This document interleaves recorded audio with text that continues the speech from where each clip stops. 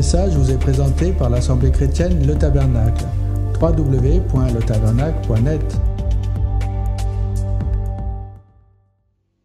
D'abord, je souhaite accueillir ceux qui nous ont rejoints. Bienvenue. Bienvenue, vous qui êtes venus écouter la parole de Dieu. Nous sommes comparés à Marie, qui s'est assise pour écouter les paroles du Maître.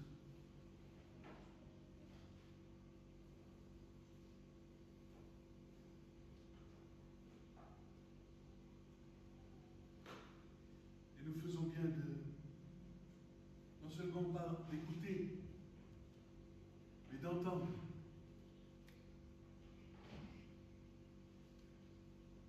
Et de mettre en pratique ce que dit aujourd'hui. Je dis bien aujourd'hui, l'Esprit à l'Église.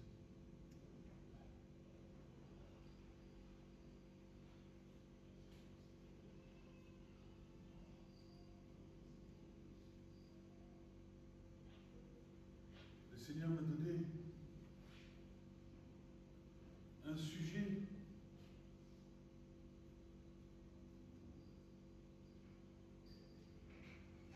qui va être semblable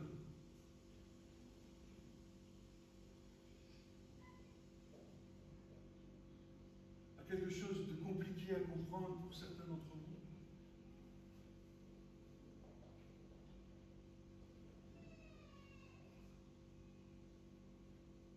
Certains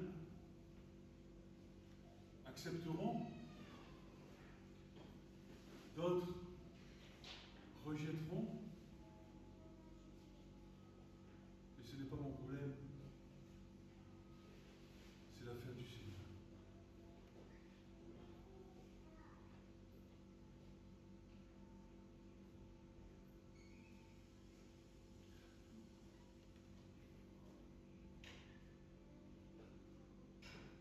Le titre de message, c'est « Ton Dieu sera mon Dieu »,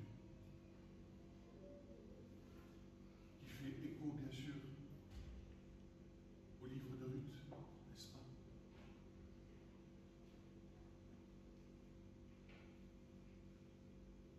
Et lorsque j'étais en train de préparer ce message, le Seigneur a mis un poids, un fardeau sur mon cœur par rapport à ce que nous sommes en train de vivre. Je ne sais pas dans quel état d'esprit chacun d'entre vous est vis-à-vis de la parole de Dieu, vis-à-vis des prophéties bibliques. J'aimerais citer un frère qui a dit ceci. Il a dit, mais si le temps était proche, et je cite son nom est Jean-Marc Toubois, il dit, si le temps était proche au temps de Jésus, qu'en est-il pour notre temps? Si le temps de la fin était proche aux yeux de Paul, au temps de Paul, quel en est-il pour notre temps?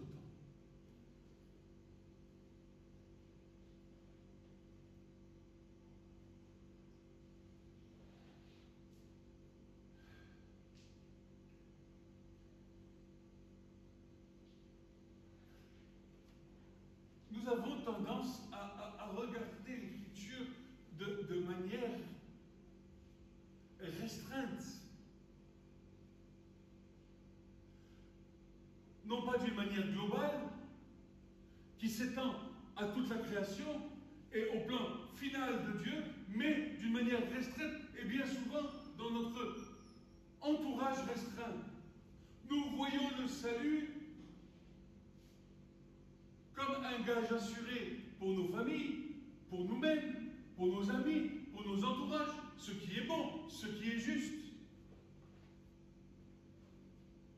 Mais il nous manque une partie de la vision prophétique qui s'étend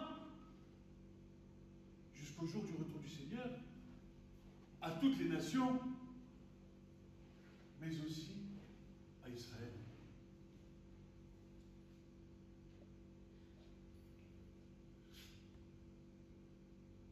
J'aimerais que nous puissions comprendre, et l'Esprit insiste, j'aimerais que nous puissions comprendre ensemble quel est le plan divin. Cela ne s'arrête pas à ton salut personnel, mon frère, ma soeur. C'est que derrière, Dieu a un plan plus grand. Dieu a un plan qui s'étend sur la terre entière habitée.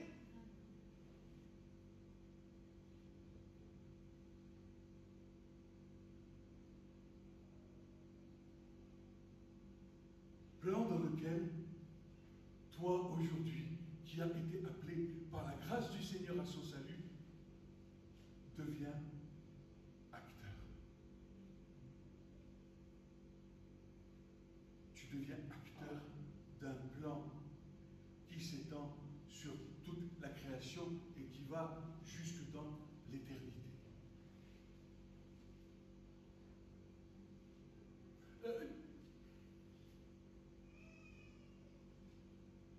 Je vais commencer la prédication par un verset.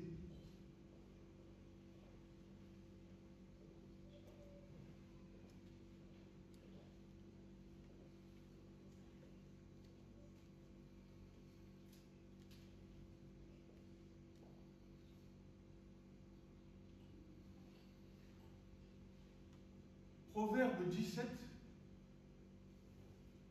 verset 17.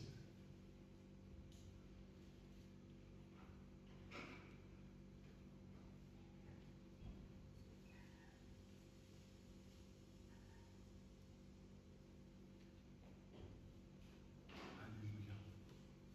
Vous savez, j'aime la parole de Dieu. Vous aimez la parole de Dieu?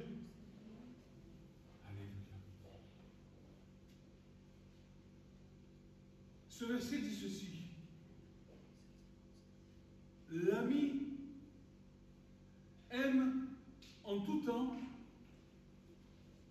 un frère aîné pour la détresse. L'ami aime en tout temps un frère aîné pour la détresse.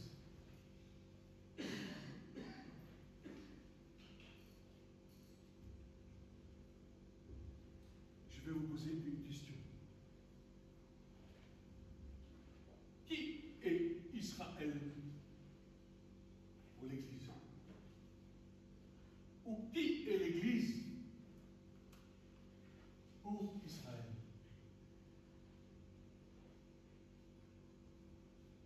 Jésus a fait naître l'Église dans la vision prophétique des temps de la fin, et on nous allons voir tout cela, car l'Église doit être dans cette fin des temps le soutien infaillible d'Israël. Nous voyons aujourd'hui quelque chose qui ne s'est pas vu depuis de nombreuses années. Appelé ce que nous appelons l'antisémitisme, les peuples qui sont contre le peuple sémitique.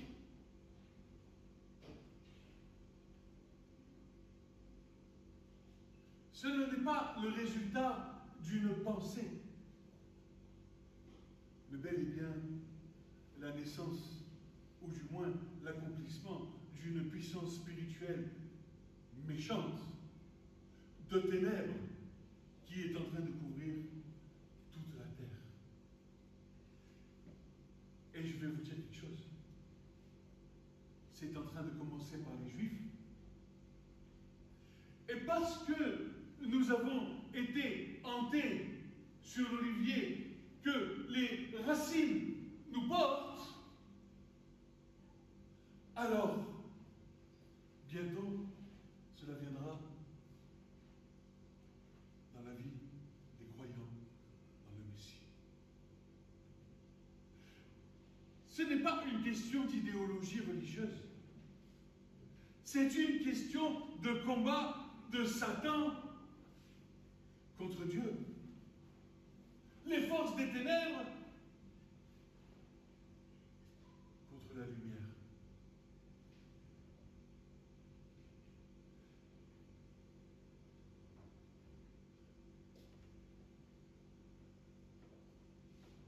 Paul est clair.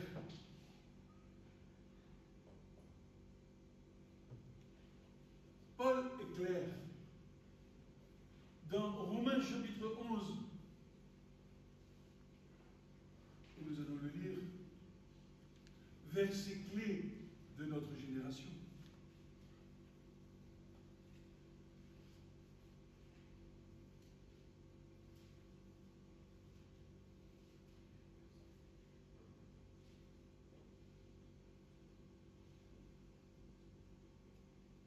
Nous dit ceci. Romains chapitre 11, verset 1 et suivant. Je dis donc, Dieu a-t-il rejeté son peuple? Qu'ainsi l'advienne. Car moi aussi je suis israélite, de la semence d'Abraham, de la tribu de Benjamin. Dieu n'a point rejeté son peuple, lequel il a préconnu. Ne savez-vous pas ce que l'Écriture dit dans l'histoire d'Élie, comment il fait la requête de Dieu contre Israël? Seigneur, ils ont tué tes prophètes, ils ont renversé tes autels, et moi je suis demeuré seul, et ils cherchent ma vie. Mais que lui dit la réponse divine? Ne t'inquiète pas, Élie.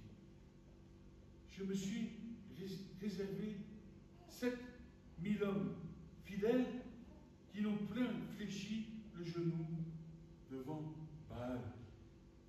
Ainsi donc, au temps actuel aussi, il y a un résidu selon l'élection de la grâce. Oui, des Juifs messianiques qui reçoivent le Messie, un résidu par rapport à la population des Juifs sur la terre, un résidu selon l'élection de la grâce. Or, si c'est par la grâce, ce n'est plus sur le principe des œuvres, puisque autrement la grâce n'est plus la grâce. Quoi donc? Ce qu'Israël recherche, il ne l'a point obtenu, mais l'élection l'a obtenu, et les autres ont été rejetés? Non, ils ont été endurcis. Selon qu'il est écrit, Dieu leur a donné un esprit d'étourdissement, des yeux pour ne point voir, des oreilles pour ne point entendre, jusqu'aujourd'hui. Et David dit que leur table devienne pour eux un filet, un piège, une occasion de chute, une tribulation, que leurs yeux soient obscurcis pour ne point voir, et courbent continuellement leur dos. Je dis donc, ont-ils bronché afin qu'ils tombassent? Qu'ainsi advienne, mais par leur chute, le salut parvient jusqu'aux nations, afin de les exciter à la jalousie.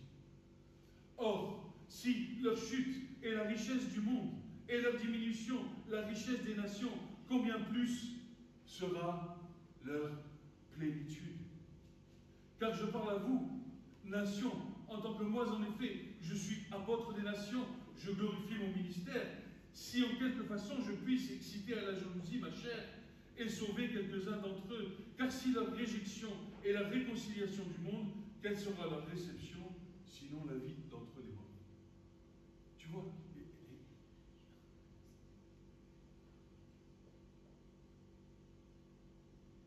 il y a une profondeur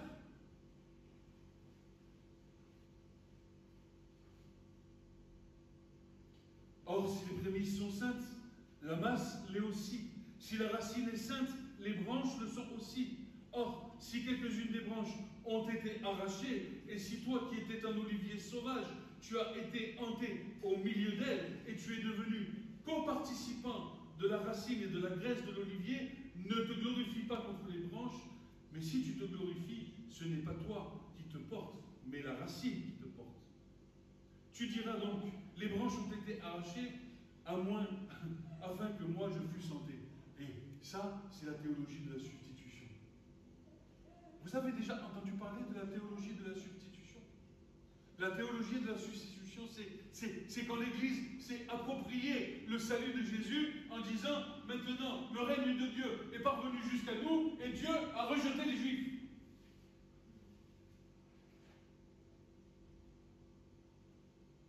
Paul voyait bien la chose, n'est-ce pas?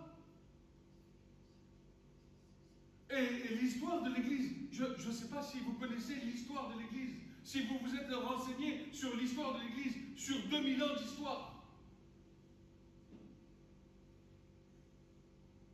Les atrocités que l'Église a faites aux Juifs. Ils ont payé le prix fort. Prix fort d'avoir rejeté le Messie. Oui, c'est vrai. Dieu les a châtiés. Mais aujourd'hui, Dieu est en train de les restaurer. Il les relève. Il les relève. Et Siméon, écoute-moi, Siméon avait bien prophétisé. Siméon, l'homme sage, avec Anne la prophétesse, dans le temple, qui va prendre Jésus dans ses bras, va dire ceci. Maintenant, Seigneur, tu laisses ton serviteur, excusez-moi. Il dit ceci, et les évangiles nous racontent ça. Et voici, il y avait un homme appelé Siméon à Jérusalem. Il était juste et pieux. Il attendait la consolation d'Israël. Il attendait la consolation d'Israël. Et l'Esprit Saint était sur lui. Il avait été averti, divinement averti par le Saint-Esprit, qu'il ne mourrait pas avant d'avoir vu le Christ. Et il vint au temple poussé par l'Esprit, et comme les parents apportaient le petit enfant Jésus pour accomplir à son égard ce qu'ordonnait la loi de Moïse, il le reçut dans ses bras, le bénit et lui dit, « Maintenant, Seigneur, tu laisses ton serviteur s'en aller en paix selon ta parole. Car mes yeux ont vu ton salut, salut que tu as préparé devant tous les peuples, lumière pour éclairer les nations, et la gloire d'Israël, ton peuple. » Son père et sa mère étaient dans l'admiration des choses qu'on disait de lui. Siméon les bénit et dit à Marie, sa mère, « Voici, écoute, Église, voici cet enfant est destiné à amener la chute et le relèvement de plusieurs en Israël et à devenir un signe qui provoquera la contradiction et à toi-même une épée te transpercera l'âme afin que les pensées de beaucoup de cœur soient dévoilées. » La chute, mais aussi le relèvement. 2000 ans d'histoire. 16 siècles de diaspora, de persécution, 20 siècles de diaspora, 16 siècles de persécution atroce parmi les nations, rejetées, bafouées. Du 16e au 20e siècle, persécution, peuple accusé de déicide. Et maintenant, ce peuple est accusé de génocide. Nous rêvons.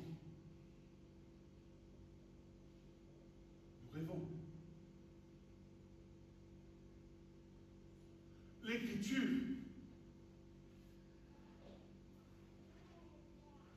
nous témoigne, et nous allons le voir, que nous arrivons dans des temps politique très fort. Je ne sais pas si vous avez vu la carte de la persécution des chrétiens dans le monde en 2025. Mais cette carte, elle est... Regardez, vous allez sur le site de Porte Ouverte, vous allez voir. Mais qu'est-ce que ça veut dire?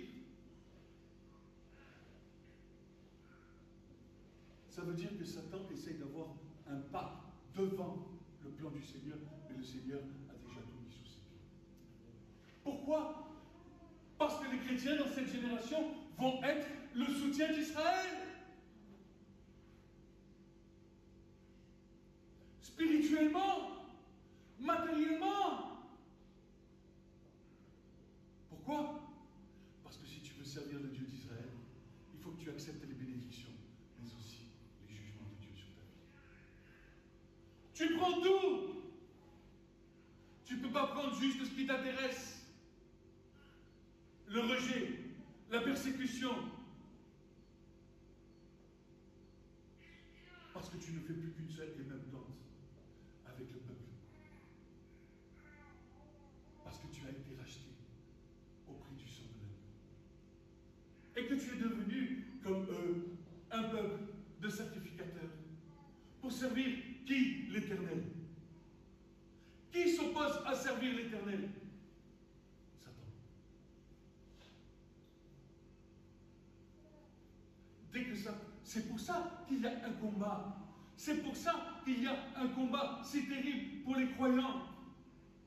Parce que Satan sait que pour que le Messie revienne, il faut qu'Israël soit restauré et que les nations qui ont reçu le Messie vont être participants et acteurs de la restauration d'Israël, comme il est écrit dans les Écritures.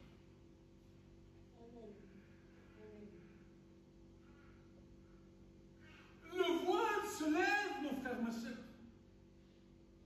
Ce que nous n'avons pas compris pendant 2000 ans, voici qu'avec le 7 octobre 2023, nous commençons à voir le voile se lever. Et il va falloir que tu sois un soutien. Et il va falloir que tu proclames qu'Israël est le peuple béni éternellement par les promesses d'Abraham, d'Isaac et de Jacob. Il va falloir que tu t'opposes, car toute homme qui s'élèvera contre toi, tu la condamneras.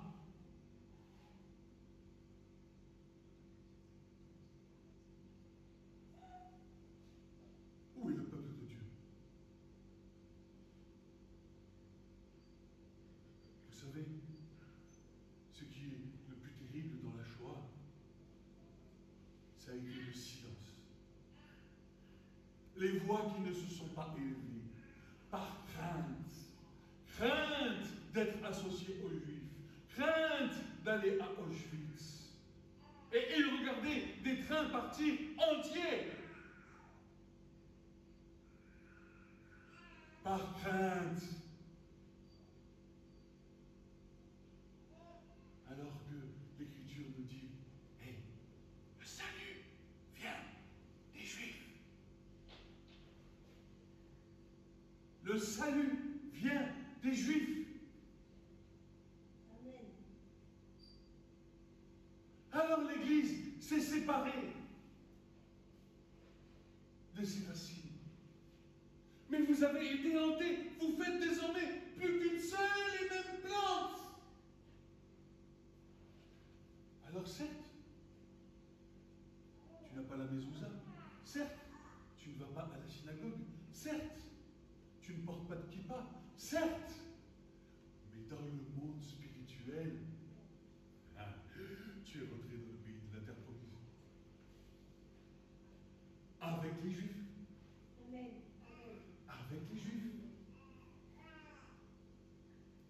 Tu ne peux pas marcher de ton côté sans marcher avec ton juif, le frère juif à côté.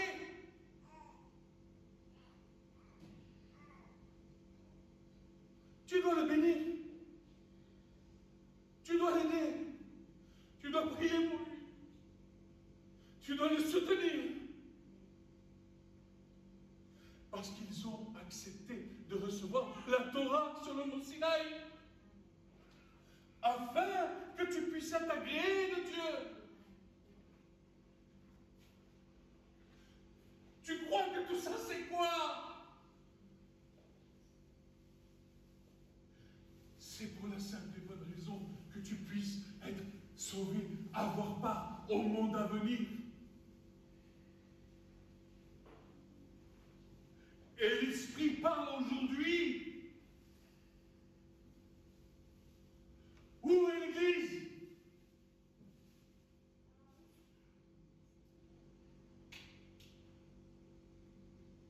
Je vais te dire, écoute bien, Église, parce que tu as gardé la parole de mon commandement, alors moi aussi je te garderai. Moi aussi je te garderai. Si tu gardes, suis-je le gardien de mon frère? Oui, je suis le gardien de mon frère, oh Dieu. Et si je suis le gardien de mon frère juif, alors tu peux avoir l'assurance que Dieu va te garder de manière surnaturelle. Toi, ta maison, ta famille, tes enfants et tous ceux qui seront sous ta coupe seront gardés de manière surnaturelle. Mais si tu t'opposes, sans t'opposer, si tu ne prends pas autorité, si tu ne prends pas position, si tu ne lèves pas ta voix en condamnation contre ceux qui accusent les frères juifs,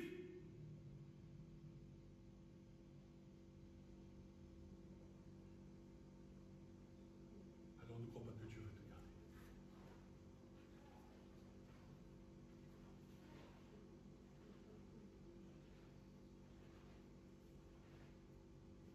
Un ami aime en tout temps. Et un frère est né pour la détresse.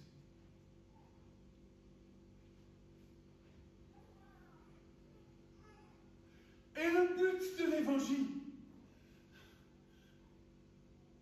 ce n'est pas de se servir soi-même, c'est de préparer les âmes à recevoir la parole implantée, afin qu'elles comprennent qu'elles ont été attachées à l'olivier franc et que désormais, elles ne font plus qu'une seule et même plante avec Israël.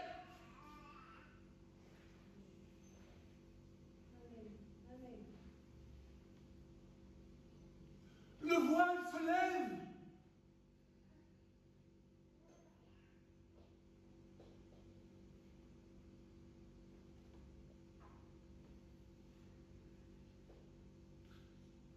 Mais il te faut t'intéresser à l'Église. Ce n'est pas venir au culte. Ce n'est pas prier dans ta maison.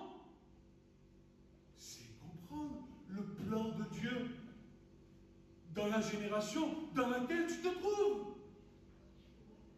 Mais c'est de savoir à quoi tu vas servir dans le plan de Dieu dans cette génération. Ceux qui sont passés sont passés. Mais voici, le Seigneur lève une nouvelle génération pour œuvrer dans son plan. Mais si la trompette rend un sang confus, qui sera prêt pour le combat, dit Paul?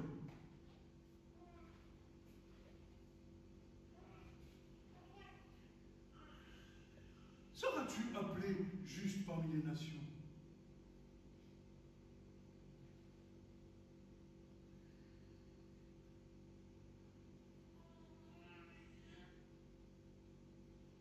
C'est dur. C'est renier ce que tu es. Renier, prêt à aider, malgré le regard de jugement, malgré les regards de haine envers toi, malgré le fait de peut-être te faire tabasser. Puis dis-moi, c'est pas... je réfléchis, regarde ce qui me vient sur le cœur. N'est-ce pas ce que Jésus a vécu? Crucifié pour avoir aimé. Crucifié pour avoir aimé. Seras-tu prêt?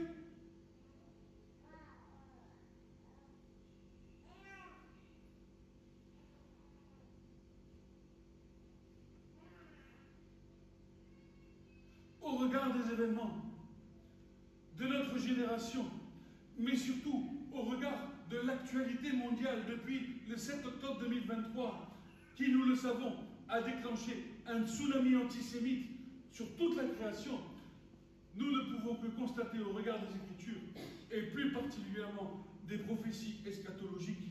Prophéties eschatologiques, c'est les prophéties des temps de la fin, n'est-ce pas? Tant bien celles du Tanakh que celles de Yeshua Mashiach, ou encore de toute la Brit Hadasha, qui est le Nouveau Testament, que nous sommes en train de vivre les derniers instants du monde tel que nous le connaissons. Tu te rends compte de ça? Nous sommes entrés dans une ère particulière qui est en train de jaillir, qui est en train de transformer ce monde. Toute la création est en soupir, en enfantement pour faire enfanter celui qui doit venir. Plus dur pour nous, celui qui doit revenir. Une nouvelle ère est en train de se lever à un peuple juif, et le peuple juif, en tant que peuple de l'Éternel, écoute bien, en tant que peuple de l'Éternel, indépendamment de sa position politique ou religieuse, mais plutôt à cause de la volonté de Dieu, a toujours été l'acteur principal de l'histoire de l'humanité. Écoute bien, Église, tout ce qui se passe sur la terre a un impact dans le ciel parce qu'Israël porte les commandements de Dieu. Et la puissance des ténèbres s'oppose.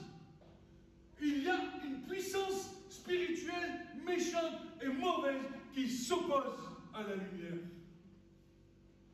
Et Israël, avec tous ses efforts, Jésus a dit, je ne suis pas venu abolir la loi, je suis venu l'accomplir. Parce que Jésus est venu s'identifier à son peuple. Il savait très bien que son peuple ne pouvait pas porter ce que Dieu lui avait demandé.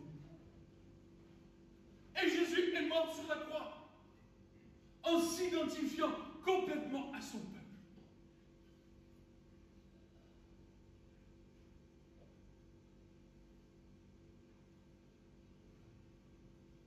Et tu mesures.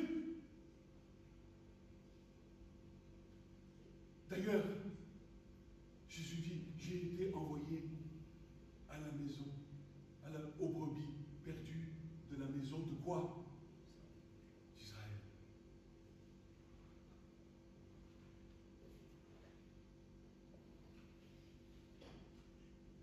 Même dans les temps les plus sombres de l'histoire, il y a toujours eu une lumière dans les ténèbres.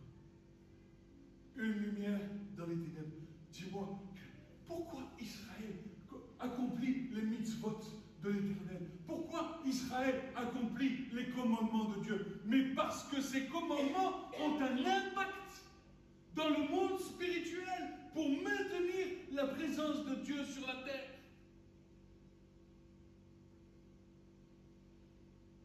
Cet esprit, le sang de Jésus sont des véritables réalités célestes. Mais le peuple d'Israël, en tant que peuple juif, ont reçu des commandements en tant que peuple juif qui s'étendent sur toutes les générations et jusqu'au-delà pour l'éternité. Ce qui leur a été commandé, c'est pour l'éternité. Et ils n'ont pas rejeté la Torah, ils n'ont pas rejeté les commandements malgré leur persécution, malgré les abominations, malgré toutes ces choses. Et ils ont gardé la Torah.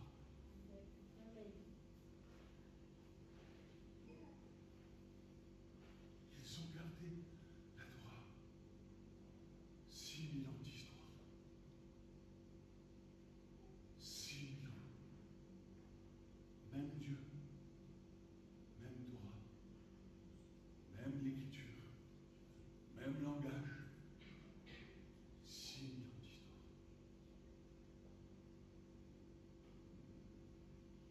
Par conséquent, suite à ce que nous avons lu dans Romains chapitre 11, l'Église que nous rappelons est attaché sur l'olivier franc, l'Israël de Dieu hérite des promesses, hérite de son histoire, de ses bénédictions, mais aussi de ses jugements.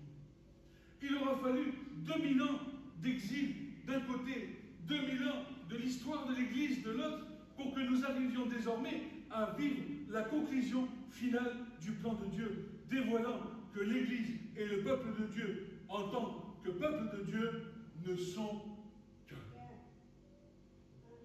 Écoute Israël, l'Éternel notre Dieu est un Dieu un.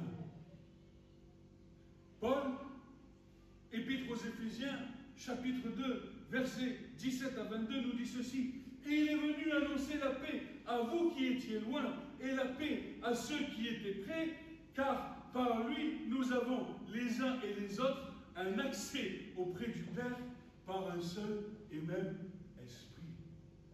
Esprit de la lettre qui tue pour les uns, et esprit qui vivifie pour les autres. Et nous avons tous reçu le même esprit. Il faut que tu comprennes que le juif, quand il lit la Torah, il lit l'Esprit de Dieu. Et nous, quand nous lisons la Torah, nous nous laissons interpeller par l'Esprit de Dieu. Nous avons reçu une révélation complémentaire par rapport à Israël. Mais ce ne fait pas d'eux un peuple maudit, un peuple paria. Au contraire, cela continue de faire ce peuple privilégié de Dieu, car celui qui touche à Israël touche à la prunelle de ses yeux. Amen. Ni Macron, ni l'ONU. Et vous savez, je regarde ces choses avec extrême veillance. Je regarde tous les jours, je me tiens à la brèche de l'actualité pour connaître ce que Satan est en train de faire et ce que Dieu est en train de faire. Et avec des frères, nous partageons hier soir et nous étions tous d'accord de dire ceci. Dieu est en train d'endurcir le cœur du Hamas, endurcir le cœur des nations, d'endurcir le cœur afin que Dieu puisse accomplir son plan jusqu'au bout. Réveille-toi, Église. Réveille-toi, lève-toi d'entre les morts. Et le Christ vivra sur toi. Oh, vous savez, ce message, j'ai pleuré. J'étais saisi dans mes entrailles. Quand je vois ces otages qu'on ne libère pas, que vous les voyez dans le Hamas diffuse des vidéos où on voit des gens qui ont perdu toute leur nature d'être, qui sont devenus maigres comme des... Tout ça au regard de quoi? Au regard du monde entier qui dit que Israël aujourd'hui est un État génocidaire. Mais je rêve, qui sont les responsables? C'est le Hamas le responsable. C'est eux qui sont venus le 7 octobre égorger, éventrer, brûler vifs des gens qui étaient en train d'être tranquillement dans leur kibbutz. Mais la guerre n'est pas propre.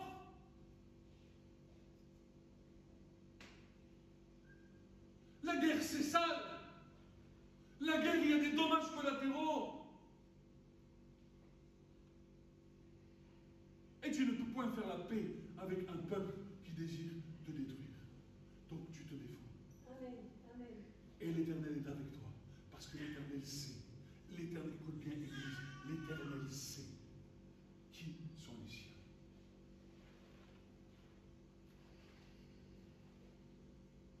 Les enfants qui meurent, les enfants appartiennent à Dieu. Les enfants appartiennent à Dieu. Et ceux qui meurent, Dieu leur a laissé le temps de se repentir. Dieu leur a laissé le temps de recueillir, d'accepter Jésus dans leur vie.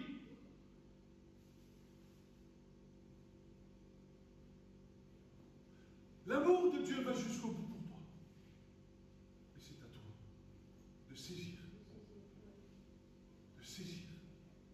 d'accepter. Si tu n'acceptes pas, tu paieras les conséquences.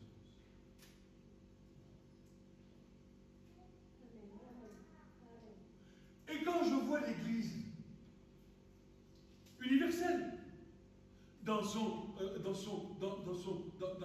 intégralité, qui sont en train de se tourner vers le Hamas, qui sont en train de se tourner en disant « Oui, il faut créer un État palestinien, mais je rêve !» Macron qui dit « Je vais dire qu'il faut créer un État palestinien » et Hamas dit « Nous, on veut Jérusalem pour capitale, mais je rêve !»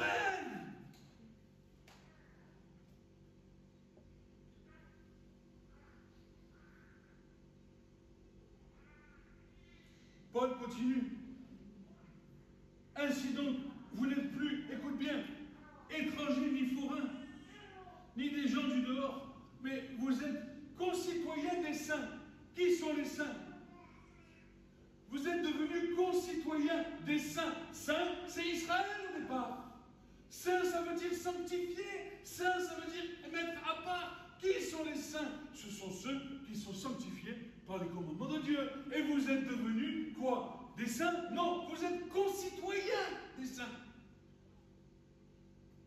Gens de la maison de Dieu, vous avez été édifiés sur le fondement des apôtres et des prophètes, Jésus-Christ lui-même étant la pierre angulaire. En lui, tout l'édifice bien coordonné s'élève pour être un temple saint de le Seigneur. En lui, vous avez été édifiés pour être une habitation de Dieu en esprit. Si depuis la destruction du temple jusqu'au début du 19e siècle, les Juifs ont payé le prix fort,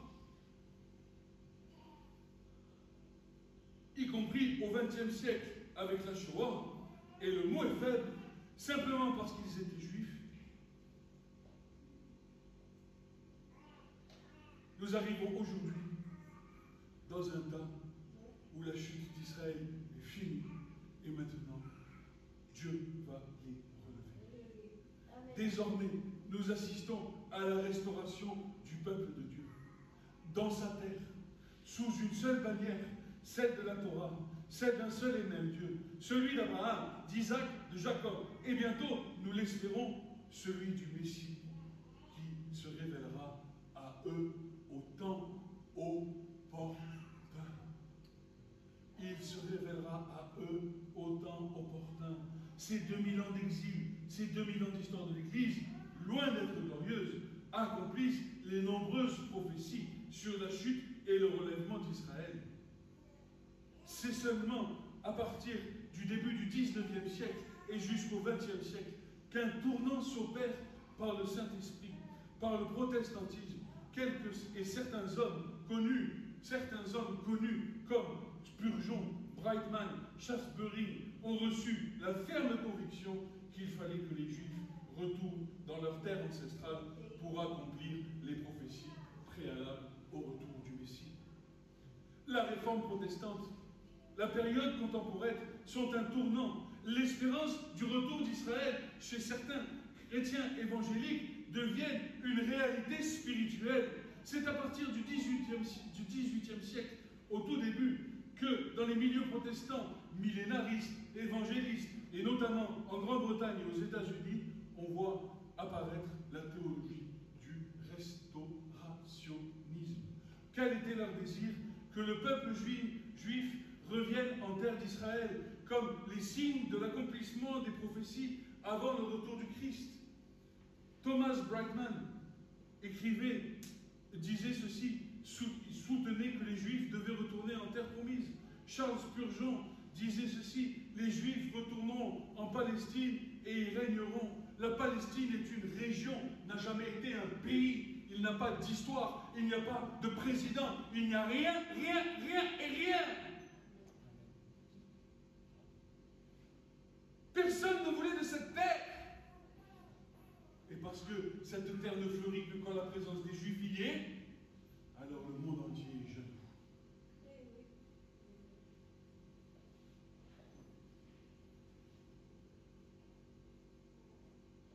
Lord Shaftesbury disait politicien, un chrétien engagé, Lord Shaftesbury était un politicien britannique chrétien engagé pour la restauration d'Israël. Et la prière typique au 19e siècle des revivalismes anglais nous disait ceci: Seigneur, écoute bien, regarde. En 19e siècle, il priait et il disait: Seigneur, accomplis ta parole et ramène ton peuple dans la terre de ses pères. Prépare-leur des cœurs à recevoir leur Messie.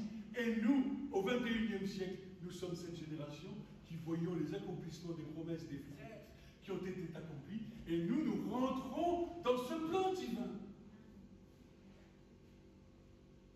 Les recueils et les sources qui sont aujourd'hui palpables, vous pouvez les chercher. C'est Prayers for the Return of the Jew to Zion, les sermons et recueils des missions protestantes au 19e siècle. The Restoration of Israel de Joseph Samuel Christian Frederick Frey, missionnaire juif chrétien au début du 19e siècle. Des textes de la London Society for Promoting Christianity Among the Jews, fondée en 1809. Toutes ces prophéties, nous entrons dans le travail de nos frères. Comprenez ça? Ce n'est pas la peine d'essayer de refaire ce qui a déjà été fait. Nous avons une mission prophétique. Et nous devons nous saisir de cette mission prophétique.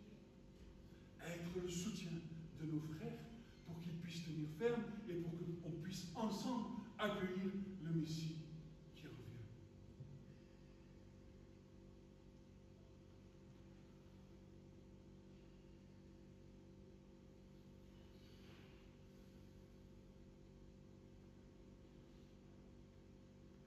Ésaïe 54 nous dit ceci.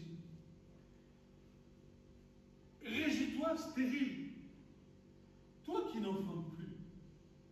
Fais éclater ton allégresse et ta joie, toi qui n'as plus de douleur, car les fils de la délaissée sont plus nombreux que les fils de celle qui est mariée, dit l'État. Élargis l'espace de ta tente, qu'on déploie les ouvertures de ta demeure. Ne retiens pas, allonge tes cordages et affermis les pieux, car tu te répandras à droite et à gauche. Ta postérité envahira les nations, les peuples et les villes désertes. Ne crains pas, car tu ne seras point confondu. Ne rougis pas, car tu ne seras point déshonoré. Mais tu oublieras la honte de ta jeunesse. Tu ne te souviendras plus de l'opprobre de ton veuvage. Dis-moi, tu seras répandu parmi les nations. C'est l'exil.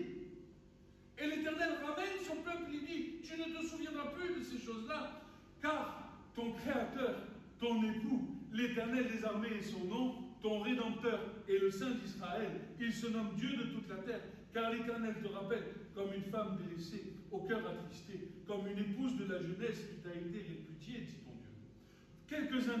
Quelques instants, je t'avais abandonné, mais avec une grande affection, je t'accueillerai. Dans un instant de colère, je t'avais un moment dérobé ma face, mais avec un amour éternel, j'aurai compassion de toi, dit ton Rédempteur éternel. Il en sera pour moi comme des eaux de Noé. J'avais juré que les eaux de Noé ne se répandraient plus sur la terre. Je jure de même de ne plus m'irriter contre toi. Alléluia. Alléluia. Et de ne plus te menacer. Quand les montagnes s'éloigneraient, quand les collines chancelleraient, mon amour ne s'éloignera point de toi. Et mon alliance de paix ne chancellera point, dit l'Éternel, qui a compassion de toi. Malheureuse, battue de la tempête, que nul ne console, nul ne console. J'ai envoyé un message à mon frère juif l'autre jour. Il m'a rappelé dans la seconde. Et il me dit, tu ne peux pas savoir le bien que ça me fait de savoir que tu es avec moi. Tu ne peux pas savoir le bien que ça me fait de pouvoir, que tu me dises que tu sers mon Dieu. Et nous avons partagé sur des choses de la Torah. Et nous avons partagé sur des choses de l'Écriture. Et nous avons partagé sur des choses de l'Esprit. On est là. Et si un frère juif nous entend ce matin, on est là. Enfin, pour ma part, je suis là. Ça serait bien peut-être qu'ils entendent Amen, non?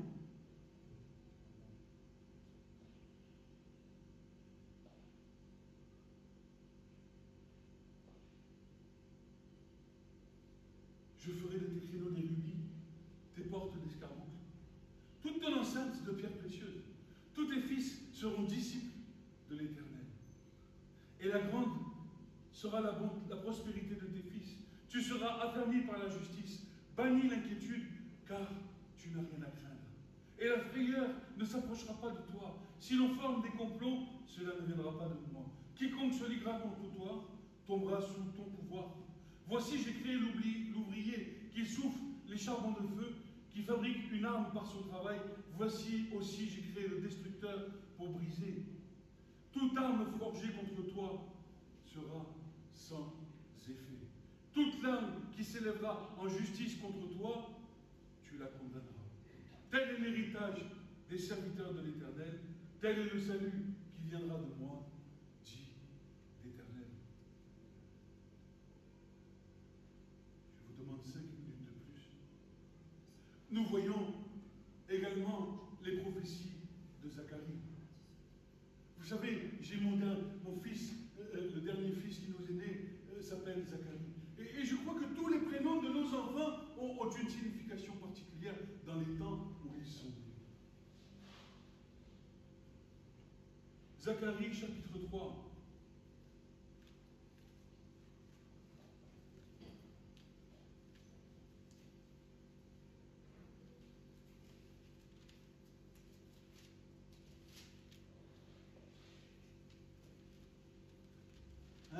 Un passage de l'Écriture qui m'a tellement parlé, mais tellement parlé, depuis longtemps, de nombreuses années.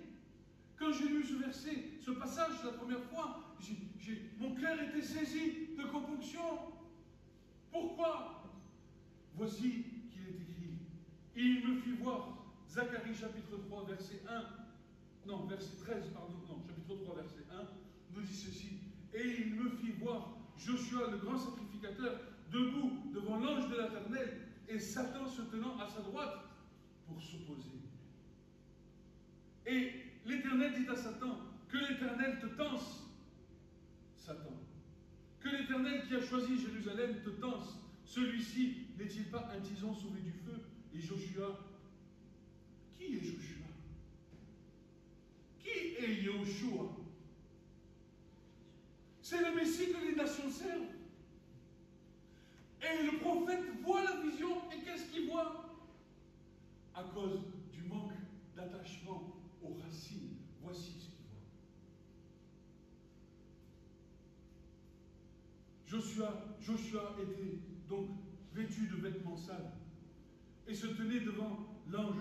Et l'ange prit la parole et parla à ceux qui se tenaient devant lui, disant, ôtez le dessus des vêtements sales. Et il lui dit, regarde, j'ai fait passer dessus de toi ton iniquité et je te revêts d'habits de fête. Si nous regardons ces choses, nous ne pouvons pas voir Joshua avec... quand le prophète, quand l'Éternel parle, il dit, voici, je ôte, j'ai fait passer ton iniquité. Mais pourquoi Jésus, ici présent, nous parle qu'il y a une iniquité en lui? Jésus n'était pur, était saint, était sans tache et irrépréhensible. Mais pourquoi le prophète a cette vision de Jésus avec un vêtement sale? Parce que les nations qui ont été souillées, qui se sont détachées de Dieu de l'olivier, ont souillé le vêtement de Jésus. Et parce que Jésus s'identifie aussi bien à Israël qu'à son Église, quand il dit « j'ôte ton iniquité », en réalité, il est en train de dire « j'ôte l'iniquité que l'Église t'a causée ». Que l'Église t'a causé, parce qu'elle s'était détachée de cette olivier. J'ai fait passer de dessus de toi ton iniquité, voici, je t'habille de revêtements de fête. Ça annonce le retour du Messie. Et je te dis qu'il met une tiare pure sur sa tête, et il mit une tiare pure sur sa tête, et ils le revêtirent de vêtements, et l'ange de l'Éternel se tenait là. Et voilà ce que dit l'Esprit à l'Église. Au travers du sacrificateur Joshua, l'ange de l'Éternel protesta à Joshua, disant, « Ainsi dit l'Éternel des armées. » Écoute, Église, le message est pour toi ce matin. Si tu marches dans mes voies, si tu fais l'acquisition de la charge que je te confie, alors tu jugeras ma maison. tu auras aussi la garde de mes parvis. Je te donnerai de marcher au milieu de ceux-ci qui se tiennent devant moi. C'est une grande gloire. Seulement, marche dans les voies de l'Éternel. Non pas selon ce que tu as appris à l'Église, mais selon ce que le Seigneur veut pour toi et te demande dans sa parole.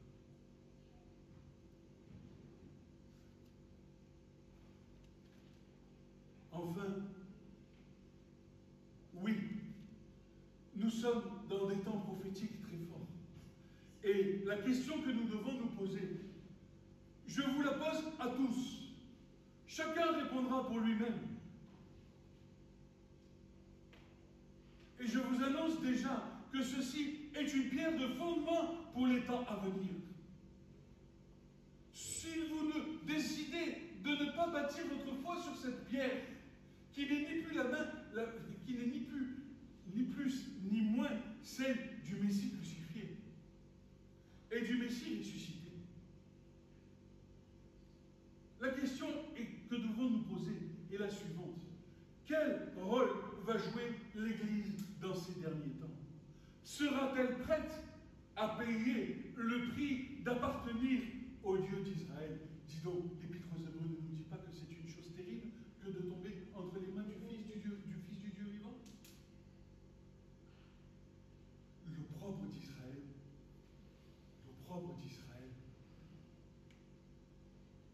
est sur l'Église. Car l'Église est une opprobre encore aujourd'hui devant le Dieu d'Israël. Malgré sa perfection, malgré ce que Jésus a fait, malgré la façon dont Jésus nous voit tous autant que nous sommes,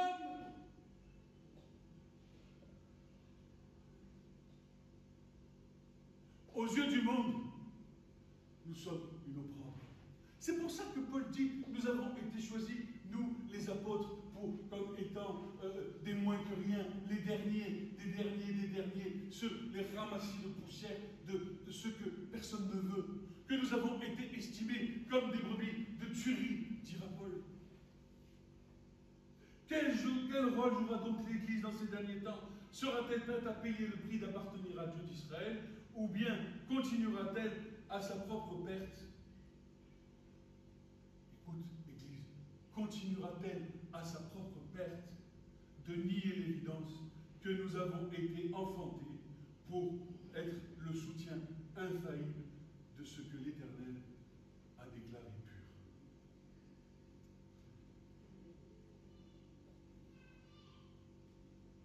Enfin, je ne puis arrêter ma prédication sans vous parler de Ruth, n'est-ce pas?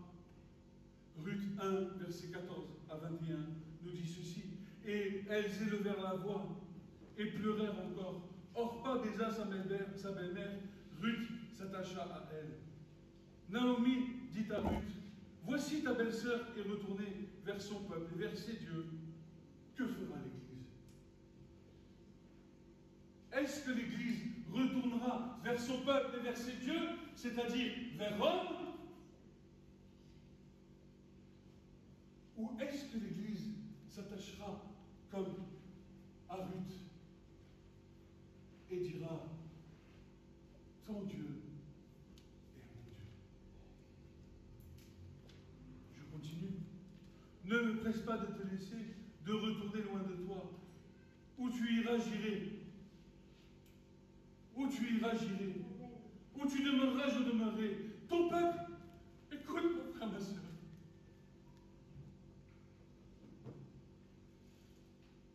Ton peuple sera mon peuple. Ton Dieu sera mon Dieu. Où tu mourras, je mourrai. Et là où tu mourras, j'y serai enterré. Que l'Éternel me traite dans toute sa rigueur. Si autre chose que la mort ne vient à me séparer de toi. Naomi, la voyant décider d'aller avec elle, cessa ses instances. Ils firent ensemble un voyage et à leur arrivée, mais dis-moi, il y a combien de villes en Israël? Non, à leur arrivée à Bethléem, la maison du pain. Ils arrivent toutes les deux à la maison du pain. comme l'Église et Israël doivent arriver à la maison du Père. Écoute ce que dit l'Écriture. Et lorsqu'elles entrèrent dans Bethléem, toute la ville fut émue à cause d'elle. Et les femmes disaient, est-ce là Naomi? Est-ce là l'Église? Est-ce là Ruth, le peuple juif?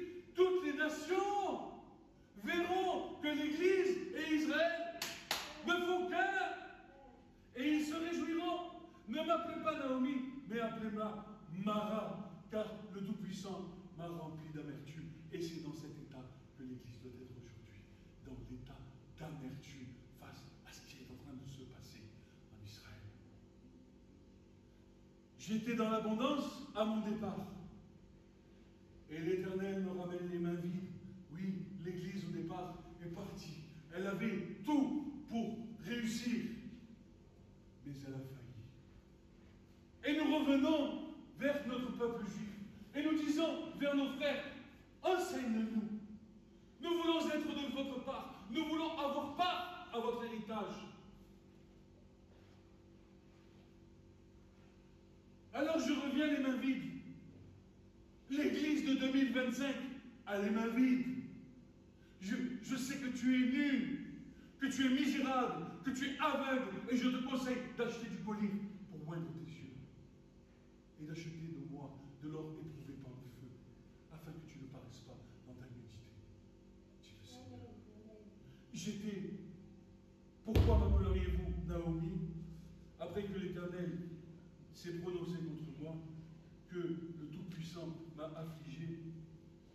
Et il est écrit, je termine par ce verset, pardonnez-moi, je suis long, mais les choses doivent être dites. Chacun aura sa part.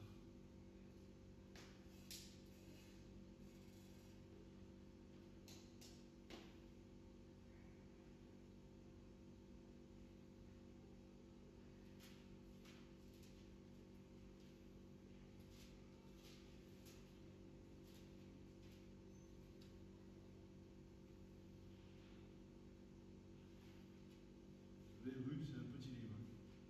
Vous le trouvez au milieu de la Bible.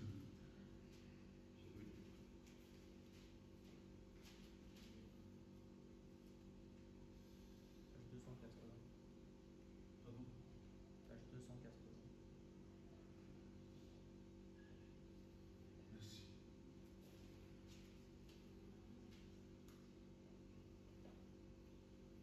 Le Tout-Puissant donc m'a affligé, et je finis par ces fin de verset 22. Ainsi Naomi revint, et avec elle Ruth, la Moabite, sa belle-fille, qui était venue des champs de Moab. Et elles allèrent et vinrent à Bethléem au commencement de la moisson des orges. C'est la moisson des orges, c'est le symbole de la bénédiction, c'est le symbole de la récolte, c'est le symbole de la récolte des âmes. Israël et l'Église ensemble à la fin des temps pour accomplir le plan final de Dieu. Ton Dieu, je le déclare ce matin, ton Dieu, ô Israël, ô mon frère juif, sera mon Dieu. Et je prends tout. Je ne prends pas juste ce qui m'intéresse de prendre. Je prends les souffrances. Je prends l'opprobre. Je prends la difficulté. Je prends la honte. Je prends le risque de défendre mon frère.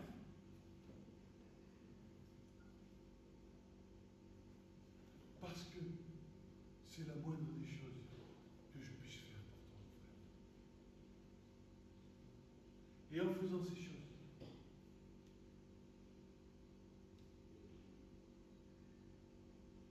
vous verrez que le Messie hâtera le temps de son retour. Amen. Ce message vous a été présenté par l'Assemblée chrétienne Le Tabernacle. www.letabernacle.net